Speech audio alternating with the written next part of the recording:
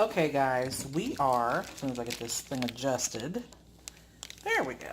Okay, we are making a super, super easy 4-ingredient cheese ball, and it couldn't be any easier. So, actually technically 5 ingredients because that's just personal preference. First of all, we've got our handy dandy Worcestershire sauce. Worcestershire sauce.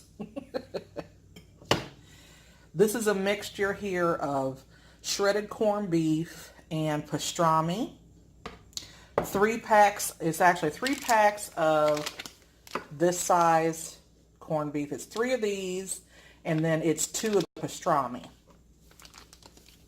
And then we've got our diced green onions, which, and let me just say this, get yourself a pair of scissors. It'll change your life.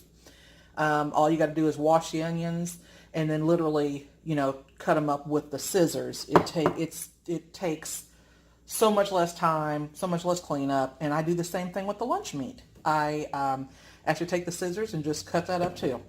So, here we go. So first we're going to add first we're just going to, because basically it's just, I've got 4 packages of Philadelphia cream cheese. So I'm going to put in, because I like green onion in mine. I like to be able to taste my green onion in it. And then I'm going to put in approximately 2, 3, 4. I'm going to say about 4 tablespoons of Worcestershire sauce. And then I'm going to put in my lunch meat. Now, I want to mix my lunch meat up a little bit because I didn't do that prior to starting to film. And so there we go. Okay. So now, and actually, let me get the mixing process going here because I want to be able to fold everything in and not have an issue. Now, I did see a recipe for, you can put this in the blender, but then it whips air into it, and so you don't really want to do that. And all of my cream cheese was not room temperature, so, you get what you get. But anyway, so, what was I going to say? Oh, I saw somebody put bacon into theirs too. And that looked like that was going to be absolutely magical. So.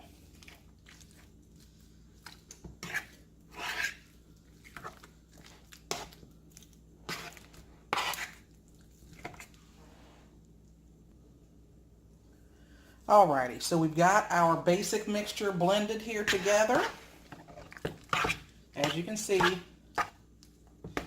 And if it's too, it should be, it should look like this. If it looks like clumpy, Philadelphia cream cheese and add a little bit more Worcestershire.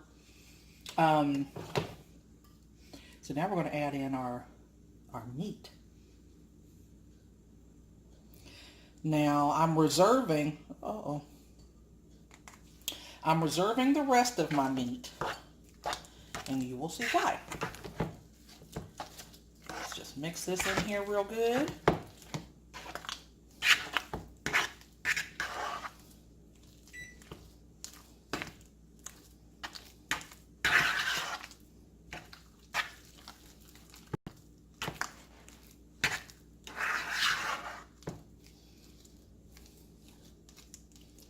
And this really is like the easiest cheese ball ever.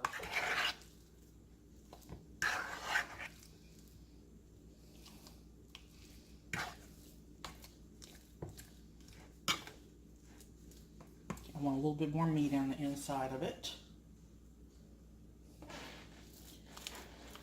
And this is one of those personal taste things, people. You don't have to do it exactly like I do it. If you're like, oh, it's too much meat.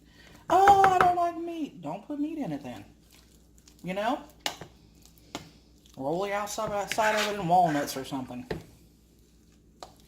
Okay, so I think we're pretty good on our basic cheese ball here. So, be right back. Okay, so what I've done here is, and I'm rinsing off my hands here while I'm talking to you. I've laid out the rest of my meat on my little plate.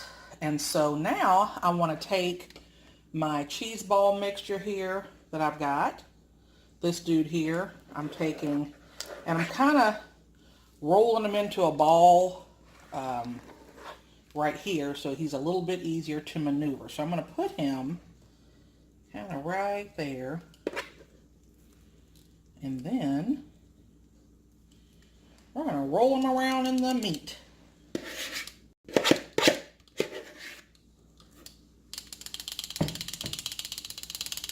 Okay.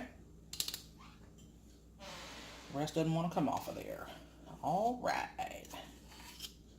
There we go. Now,